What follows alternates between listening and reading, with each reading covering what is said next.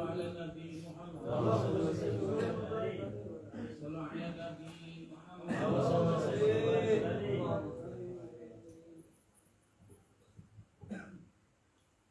Ngantuk, pada capek, sudah malam, kita dengar saja gitu. Apa namanya, pengalaman sahabat kita, saudara kita Bapak Doris ini luar biasa.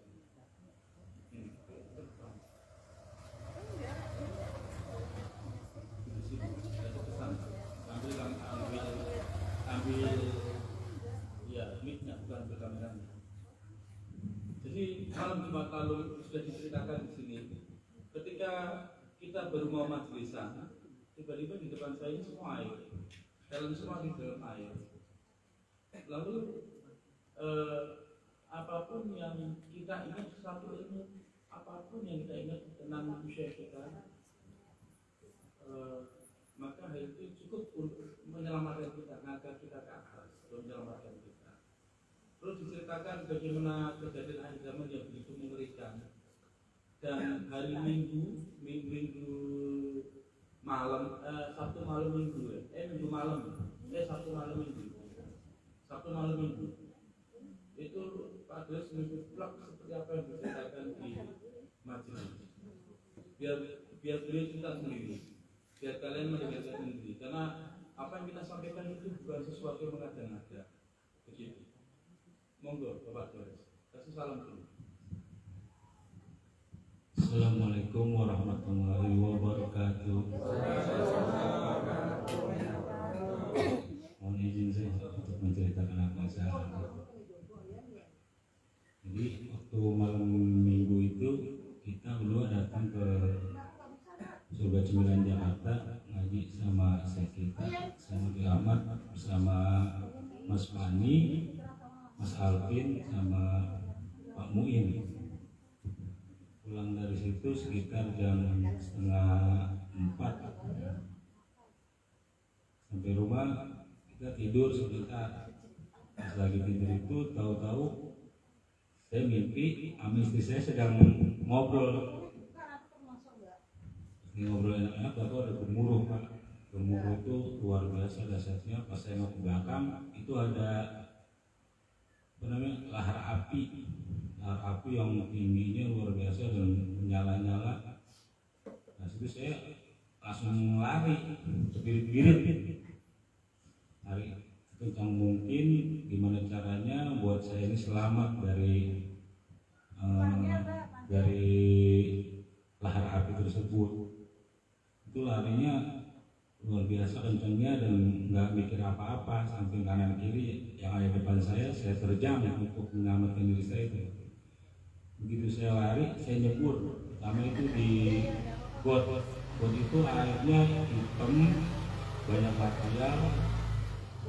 Nyebur di situ, seberapa lama itu saya pikir, wah untuk tahu nih masuk dalam air, nahan napas di situ, air lahar api itu lewat, saya masih hidup.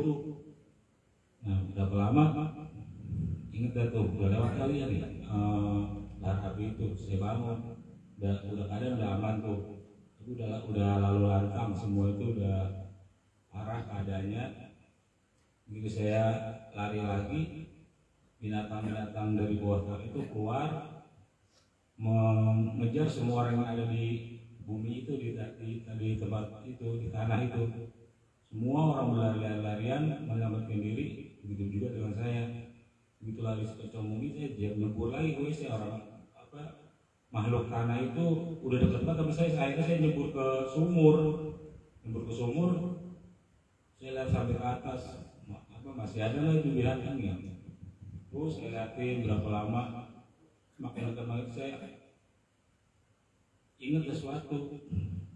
Baru dari situ mulai terasa ringan dan kayak ada yang ngebawa gitu, kayak naik selancar air. Menurut saya mungkin ini yang dulu saya bilang untuk latihan fisik, mungkin buat di sini. Nah pas udah gitu saya lihat ke depan, orang-orang udah pada tenggelamnya, udah pada kacau berantakan semua. Itu berapa meter sebuah pondok udah nggak ada atapnya, udah nggak ada dindingnya, tinggal apa namanya, pilar-pilarnya aja. Itu semua orang lari ke situ Pak. Semua itu keadaan itu nggak ada rumah lagi, udah pokoknya udah tinggal puing-puing semua itu. Dan kita itu larinya juga kayak di lompat-lompat, nyari pijakan-pijakan. Tapi kalau kita lama di situ lebih ke dalam. Nah udah gitu kita pas lihat tanahnya lebih ke dalam, setiap kita pindah.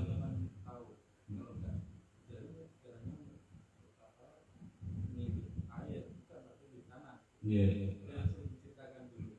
Di tanah itu, tanah itu kita injak, kalau kita lama di situ rembes ke dalam, dimakan hewan yang nggak jelas itu. Karena saya lihat itu, nah, mungkin ini yang saya bilang ini latihan fisik, mungkin buat di sini kali ya.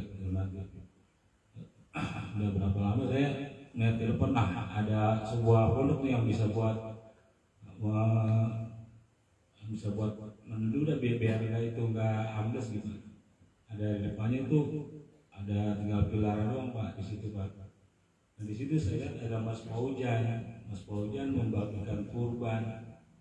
Dan itu orang berbondong-bondong untuk masuk ke tempat itu Pak, tempat yang Mas Paujan diri di situ sambil membagi kurban. Itu ada segala arah orang masuk situ. Ya kan itu kan lingkaran itu bisa dari mana itu masuk, tapi dia harus lewat pintu itu. Saya masuk situ mulai tenang tuh hati. Begitu saya pakai turban itu, ada beberapa orang udah berbaris rapi, bersaf-saf untuk melaksanakan sholat. Selesai sholat, kita nongol. Di situ kita nggak langsung kali istirahat apa gimana, langsung berperang lagi. Sebab di depan itu makhluk-makhluk pasukan yang nggak jelas itu udah saya membantai manusia-manusia yang ada di situ. Itu tiba-tiba di sepanjang itu kita melesat kayak bisa dibayang kayak lompat-lompat itu, membantai, menghabisi semua yang ada di hadapan kita semua. Dan kita itu berada di belakang semua, berpakaian turban dan jubah. Ya, setelah itu saya terbangun dan saya bingung gitu kan, saya lagi sama istri saya cari-cari, istri saya nggak ada. Sampai saya sama orang-orang berjubah dan orang bertuban itu merasa udah aman sama saya, saya cari tetap nggak ada. Istri saya itu mana, saya bingung apa ya. Sekarang itu pengalaman mimpi saya pada hari Minggu jam 4:30. Sampai di situ teman-teman, saya pengalaman yang saya alami. Terima kasih. Assalamualaikum warahmatullahi wabarakatuh.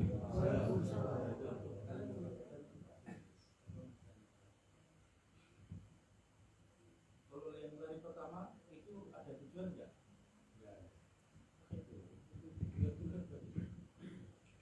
Iya, yang pas saya ke Gumur itu lari pertama itu benar-benar nggak ada tujuan mau kemana. Pokoknya yang penting saya lari selamat.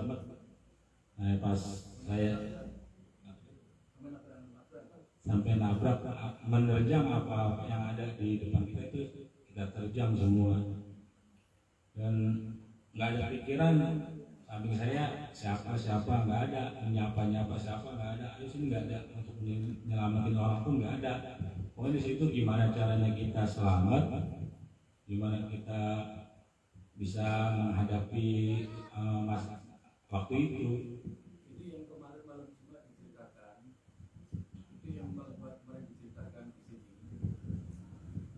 Itu yang diceritakan malam Jumat kemarin di majelis ini, bahwa ketika itu terjadi semua ilmu kalian hilang. Semua ilmu yang pernah kalian pelajari hilang semuanya. Makanya akhirnya apapun yang kalian ingat satu aja, ketika kalian di majelis atau pada majelis Nabi atau ketika di majelis zikir ketemu kerajaan, itu sudah cukup untuk menyelamatkan kalian. Semua yang pelajari hilang ya. Apa ya, ada cuma dia takut yang luar biasa. Gimana saya supaya selamat, lari sekencang mungkin. Itu apa yang ada depan kita terjal semua. Nggak ada pikiran kita depan ada tombak, ada paku atau apa, nggak ada. Gimana caranya saya lari selamat, nggak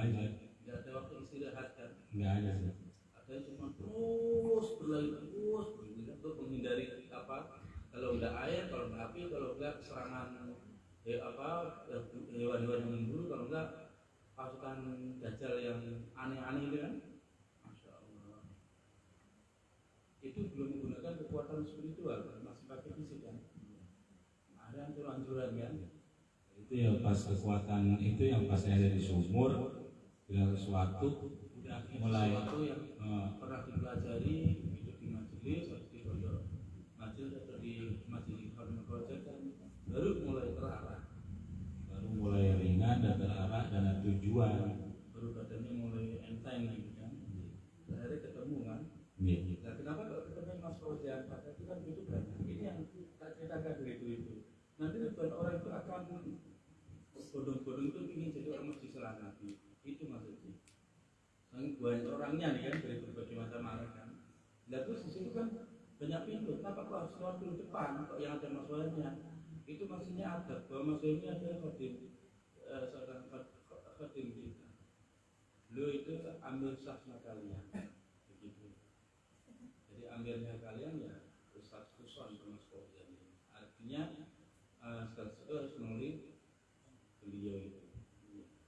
Di saat orang-orang pada lari ketakutan ingin menyelamatkan diri, tapi Majelis Nabi Pondok Pesantren ini malah memberikan subah, tidak memberikan diri sendiri tapi memberikan umat. Dan siapapun yang sampai di situ dia merasa aman kan. Jadi terus gimana? Terus ketemu siapa? Muazin kelas depan kan? Ya, di situ jadi ketika suasana amburadul itu saya lihat dia manggil saya, hilang, tolongin gua. Saya boro-boro bisa nolong situ dalam arti kan orang di sana udah ada saya udah mau buru-buru sampai ke tempat yang Mas Fauzan itu terlihat. Jadi saya nggak ada pikiran buat selamatin dia tuh membak-membak lehernya doang kelihatan. Situ dia itu seorang bila di kampung Sumur. Terus saya juga nggak ngerti itu aku masuknya itu sampai dia bilang apa? Kok lu bisa begitu nggak bisa ya? Gimana? Lu kok bisa terbang-terbangan begitu? Yang lain pada ke bawah ke gulung air sama lahar, lu bisa terbang-terbangan tolongin gua, dia bilang gitu kan. Jadi cuma sebatas leher aja, bertangan ngawe-ngawe. Udah saya fokus ke tujuan dan yang di situ ada Mas Fauzan. Dan anehnya itu semua orang banyak, tapi saya yang ingat hanya Mas Fauzan dan saya aja yang terlihat. Padahal barisan saf-saf orang berpakai turban dan jubah itu banyak, berbaris rapi. Saya juga enggak, alhamdulillah saya di situ udah tenang, udah nggak ada pikiran yang ketakutan lagi. Jadi begini, ketika seseorang mereka hanya mempelajari ilmu syariat, maka mereka akan berburu surga, kalau enggak mereka berbuat dengan neraka. Mereka tidak memiliki kekuatan itu untuk mendekati Allah Subhanahu wa Ta'ala. Spiritual atau ilmu tasawuf itu adalah ilmu daripada Islam. Islam berarti syariat, hukum-hukum. Nah, untuk menyelamatkan, maka Islam itu harus selamat. Kalau kita melanggar kita tidak selamat, kalau kita tidak melanggar kita selamat. Insyaallah begitu. Nah, kalau tasawuf atau hakikoh itu adalah ruh daripada Islam itu sendiri. Begitu. Makanya untuk bisa menjadi Gusti Allah dalam ruh ya dengan ruh. Namanya jalan hakikoh. Begitu.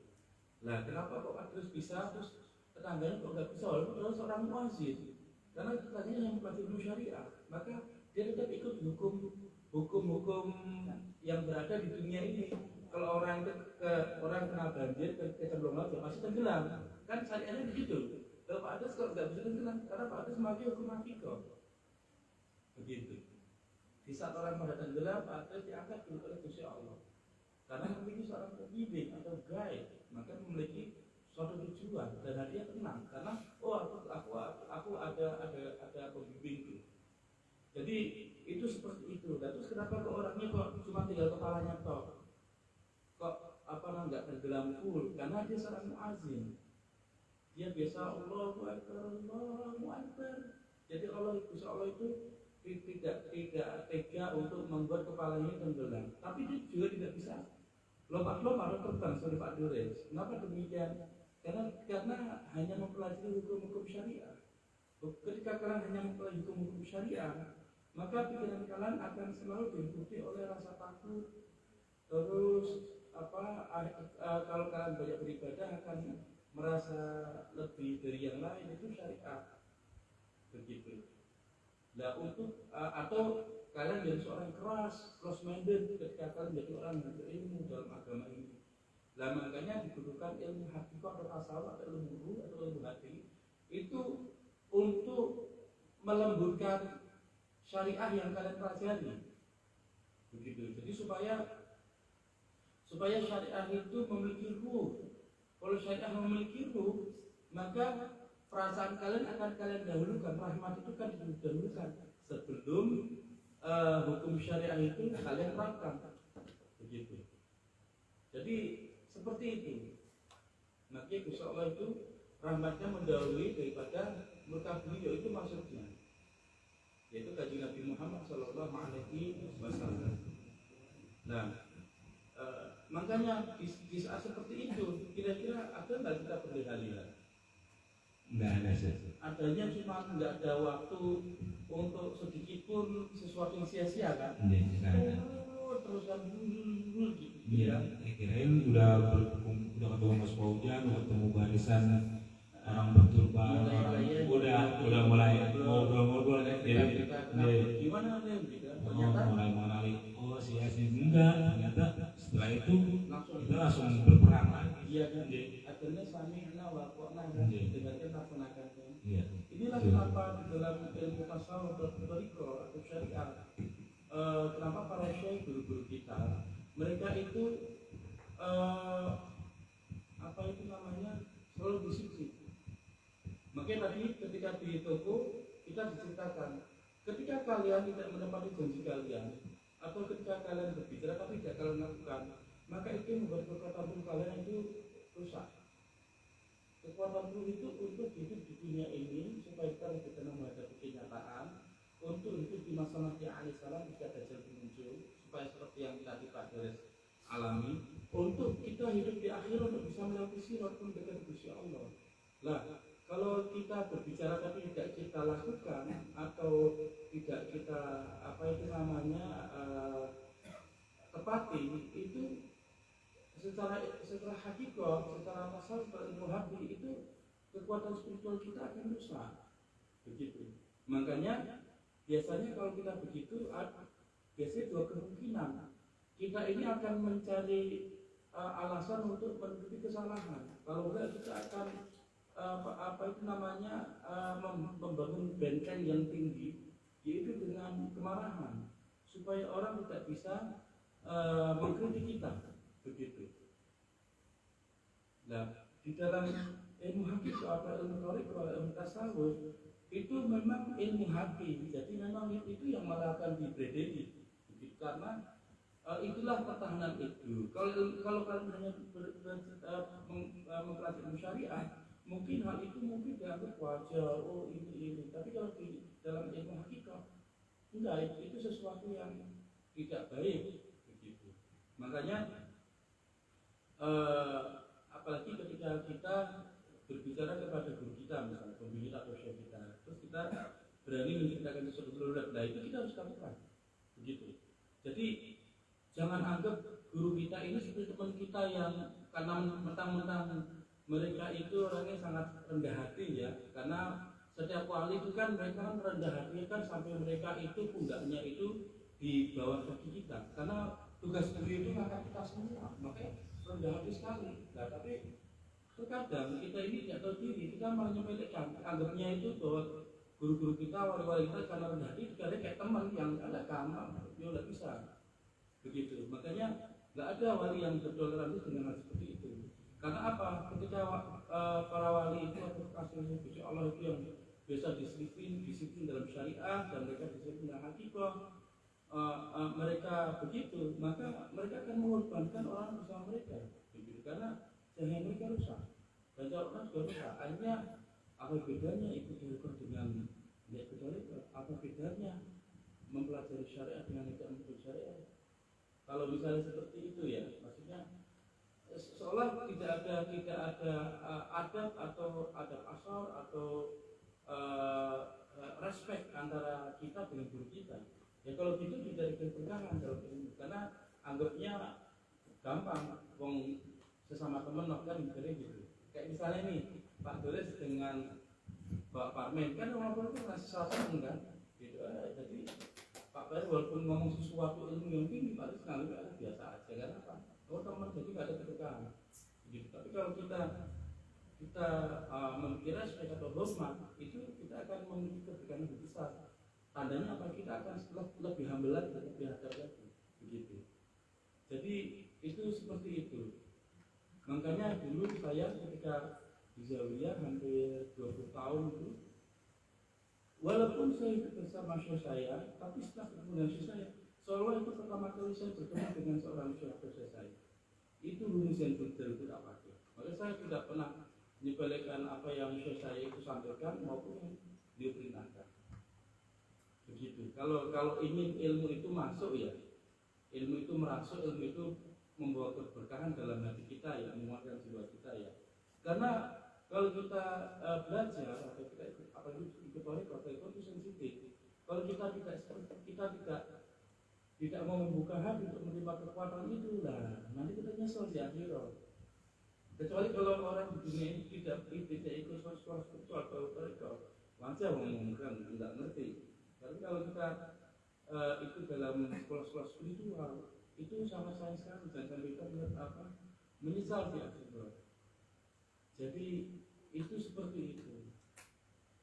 Mas Fauzan walaupun orang dekat saya, tapi kalau Mas Fauzan misalnya maaf ya, tidak disiplin atau maaf kurang ajar atau apa, tapi kurang ajar belum pernah. Cuman kadang nggak disiplin misalnya, itu pun saya langsung Pak Tegur saya berubah, gitu. Langsung berubah gitu. Jadi memang itu seperti itu jadi karena mereka guru-guru kita semakin dekat dengan Gusti Allah itu mereka akan semakin kenal dengan Gusti Allah, dan Gusti Allah itu sensitif sekali. Nggak bisa kita sepelekan, itu nggak bisa gitu. Kalau guru kita sepelekan, mereka akan menutup hatinya untuk kita, karena hati kita tertutup gitu. Akhirnya daripada cahaya mereka atau mereka dianggapnya kacang gitu, yang murah gitu, akhirnya mereka nggak buka, nggak ngasih gitu. Karena ngambilnya aja itu perlu mujahadah, perlu susah payah, mulai malam bikin amalan terus menerus, berusaha untuk tidak mendengarkan ego, tidak mendengarkan setan. Karena apa? Gusti Allah itu tidak pernah mendengarkan setan, Gusti Allah tidak pernah mendengarkan ego, begitu.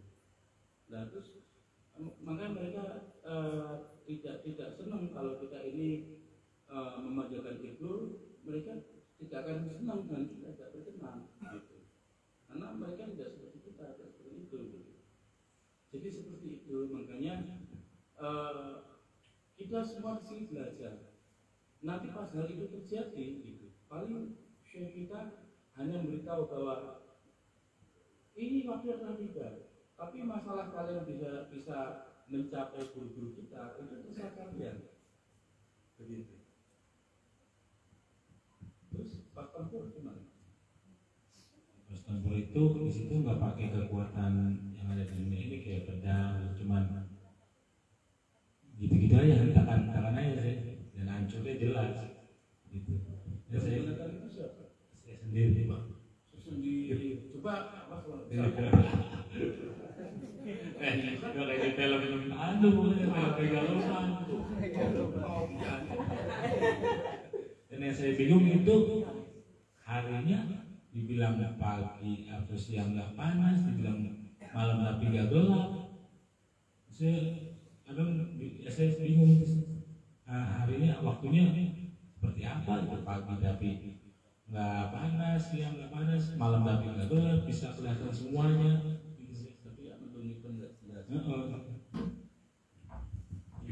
Iya, jadi itu memang kejadiannya seperti itu gitu. Jadi ketika semua dibuat oleh Allah Subhanahu wa taala, maka semua karakter dari setiap ciptaan muncul, termasuk makhluk-makhluk dari bawah tanah ini data silakan di tahun berapa Mas Bambang? Nanti kalau dunia ini sudah kebelah nih, makhluk akunya keluar, makhluk di dalam tanah keluar, hewan-hewan akan ada keluar nyakutin kalian dari gimana itu cerita itu? Gimana? Coba kasih gimana? Biar di TPI, di tempat pelelangan ikan. Di TPI ini gimana? Di TPI, di Pondok Gede ada tempat pelelangan ikan. Di TPI mana maksudnya? TPI kan tahunya kan dapat pelelangan ikan. Stasiun TPI.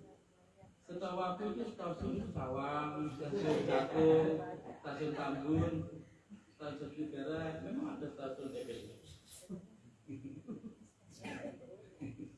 Di kantor stasiun TV TPI, ya biar jelas stasiun TPI ini kan orang dengar di luar negeri juga TPI, oh mungkin tempat pelelangan ikan, nanti semua orang pada jadi tempat gede, oh nggak ada laut, ada tempat pelelangan ikan.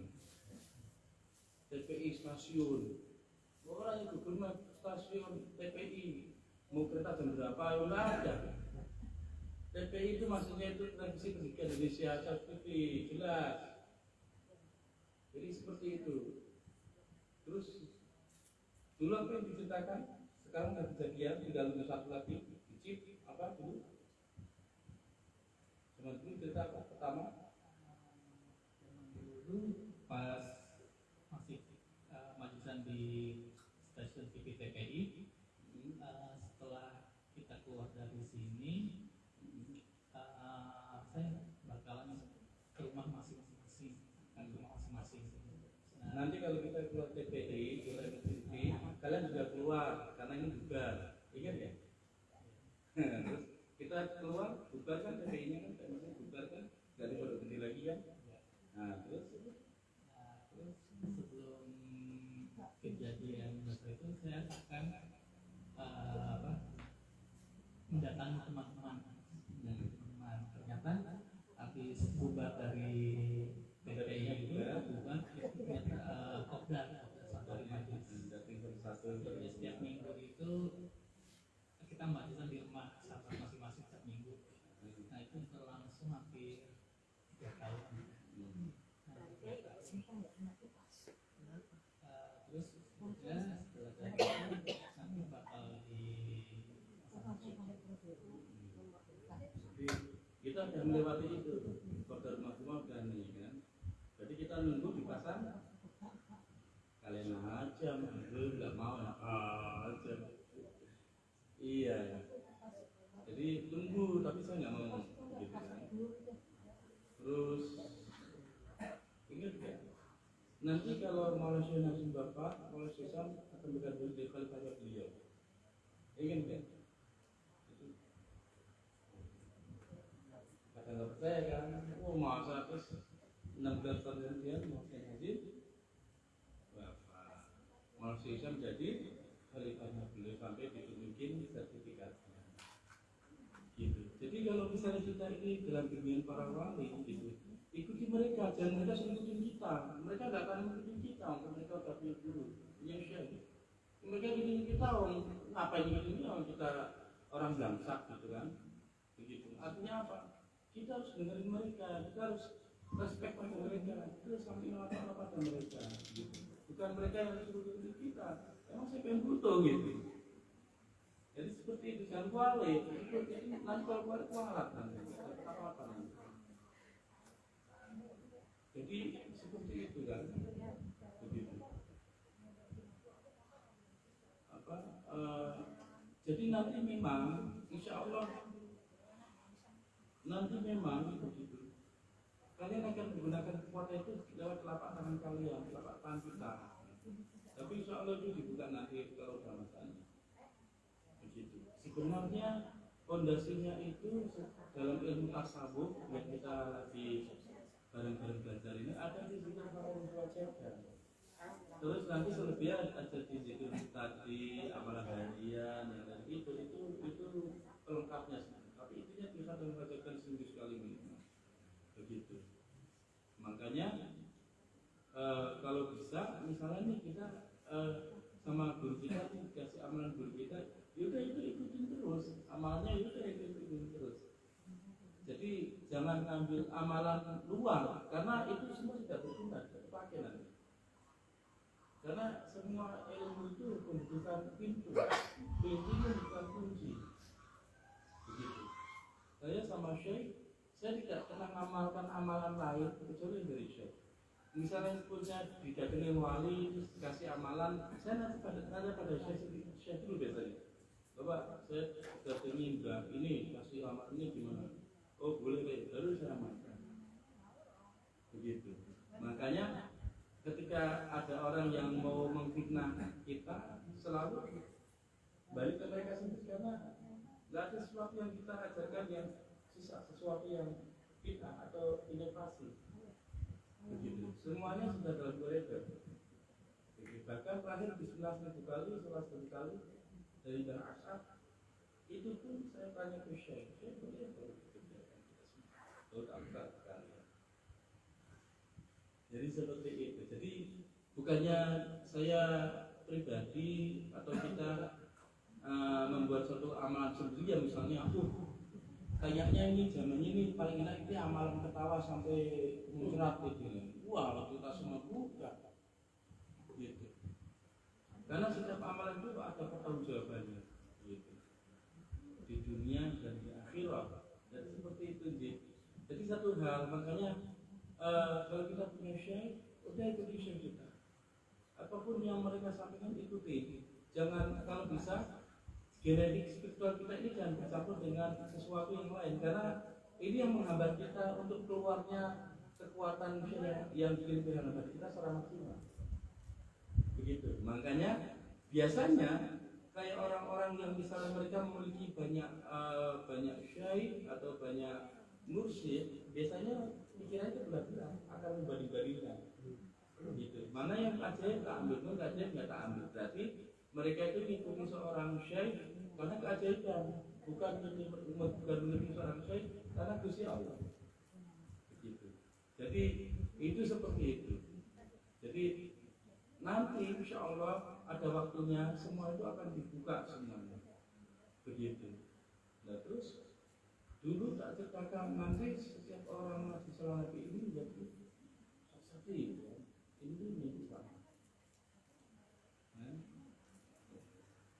Terus tak ceritakan siapapun yang menjaga diri khatamul khawajakan itu ketika melalui guru-guru kita, sanad di guru-guru kita, atau berbaik dengan guru-guru kita, termasuk Nazim, maka di masa itu Dajjal tidak bisa melihat mereka karena mereka itu akan ditutupi sesuatu kekuatan dari langit dan surga yang mereka tidak bisa nembus. Ini mimpi kita. Tapi buat dari zaman langsung sengaja ya, pasukan Dajjal, di sini, biarpun gue kecil hitam, tapi gue punya jurus Melayu. Ya enggak. Jadi seperti itu. Insya Allah itu sebenarnya secara ilmu hakikah dalam ikhtiar ilmu hakikah atau syariahnya hakikah itu ada di dalam istilah hadal berkhawatir ketika kita begini itu syarifah jagalah cinta kita melalui itu ada di situ. Itu fungsinya untuk itu nanti. Begitu.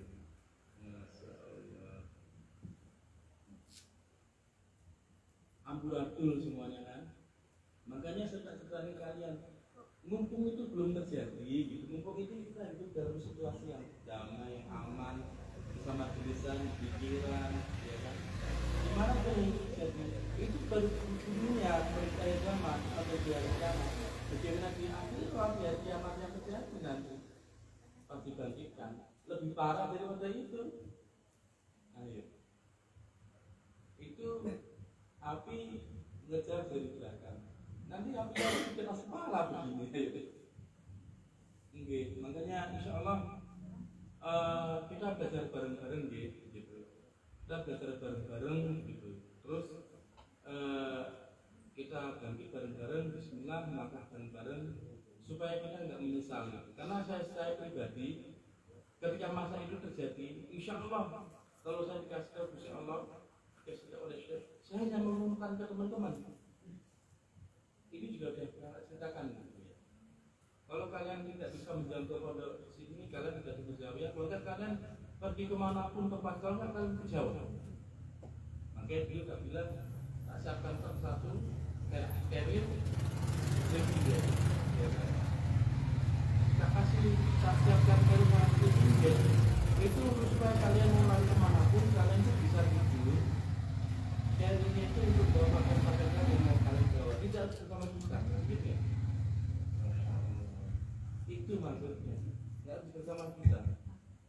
Itu karena di waktu itu terjadi, setiap wali itu mereka tidak sempat lagi untuk noleh ke belakang.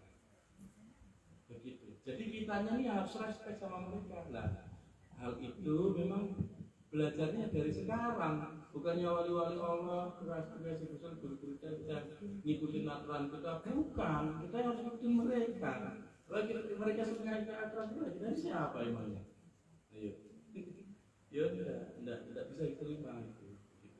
Terus apalagi?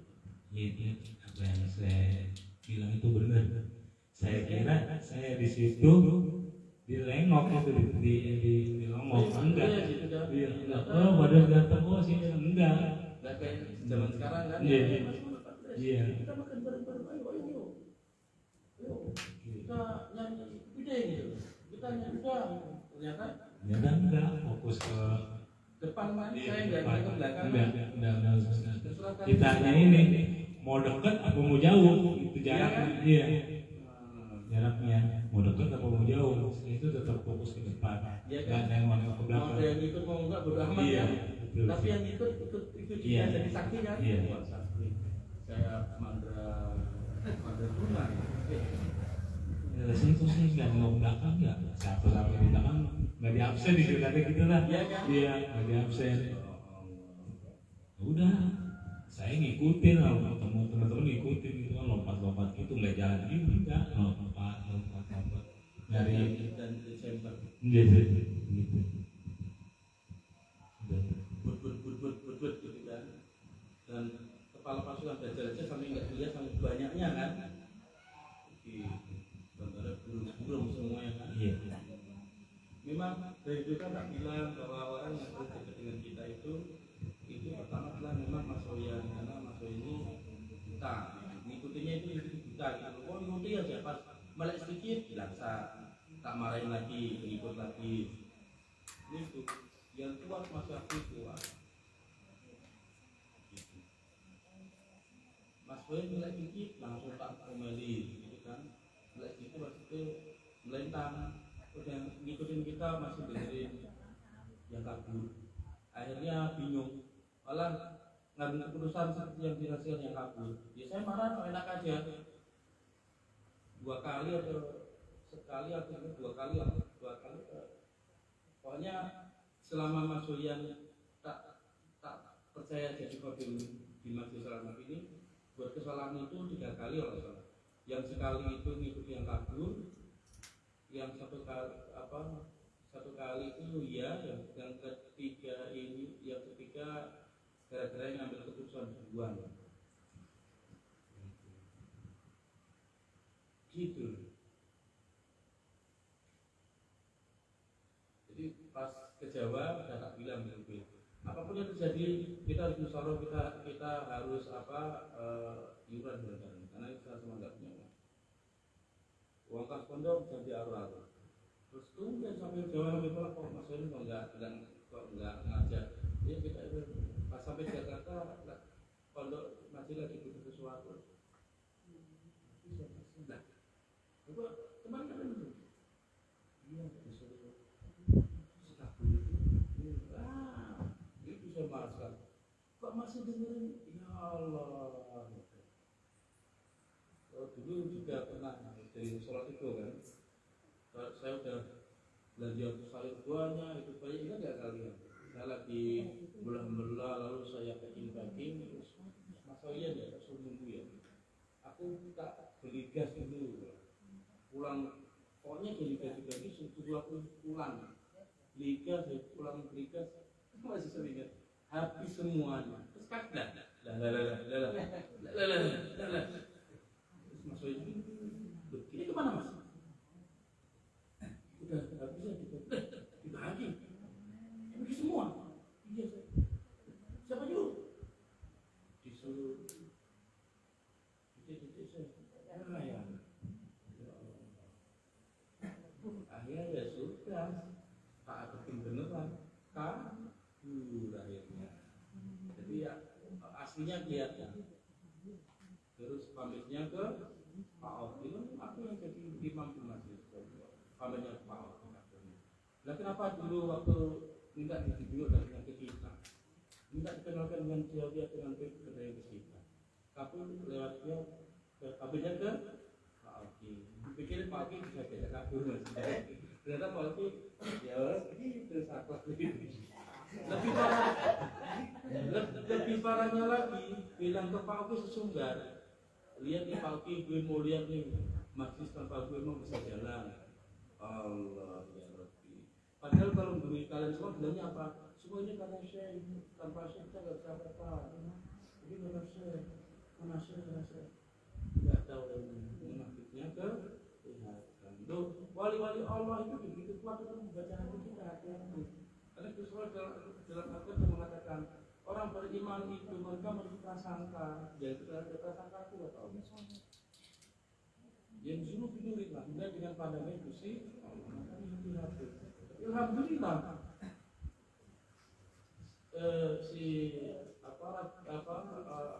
kaum munafiknya kabur, majelisnya pondoknya semakin bingung, musiknya semakin komplit, diganti oleh orang yang sangat baik, imannya kuat, tetap ada yang datang untuk nyupir, tetap ada yang membantu, ya kan, tetap ada yang punya ide-ide bagus sama mereka. Masya Allah. Apakah kita menjadi pelajaran enggak? Apakah saya pernah naik ke masalahnya? Maksudnya kata sini gimana? Pernahnya? Enggak pernah. Jadi seperti itu, begitu. Tapi insya Allah siapapun yang percaya dengan majelis semangat ini, insya Allah sampai akhirnya kok masih percaya. Insya Allah di alam-alam lain, insya Allah melalui wasilah guru-guru kita akan membawa mereka semua. Insya Allah kita akan membawa semuanya. Bagaimana ketika di dunia ini? Di dunia ini kan kita zikiran, sholatan, liburan, makan-makan, ya kan sujud. Terus liburan lagi, ya kan? Terus dan bareng. Insya Allah gambarannya di dunia sama di akhirat. Amin. Insya Allah. Dan satu hal lagi, insya Allah nanti tanggal merah kapan? Nanti kasih tahu. Insya Allah kita akan liburan tapi dalam waktu yang dalam tempat yang dekat-dekat. Kita nyari kerang di Marunda. Terus nanti kita bakar di kontrakan. Insya Allah, Bu Andin, kita tetangga sekarang insya Allah. Terus nanti kalau Bapak Boneng, Dok Duyung main ke kontrakan, insya Allah nanti saya mau belajar mancing. Karena banyak rawa-rawa banyak itu, karena mungkin di Nigeria banyak gitu. Kalau Pak Boneng, wah nanti seneng itu, nanti kemarin gua pancing tuh, Masya Allah, amin. Insya Allah nanti kalau tanggal merah lagi kita nggak ada acara, insya Allah kita liburan itu nyari kerang gitu. Ini nih.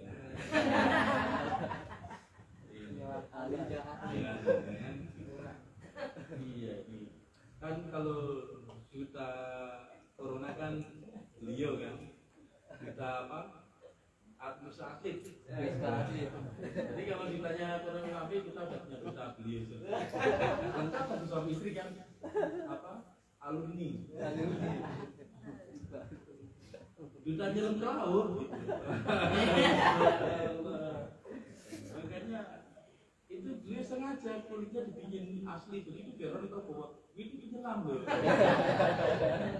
Kalau kulitnya bening kayak dulu zaman dulu bening aksat kan nggak yakin lagi kan. Lanjut.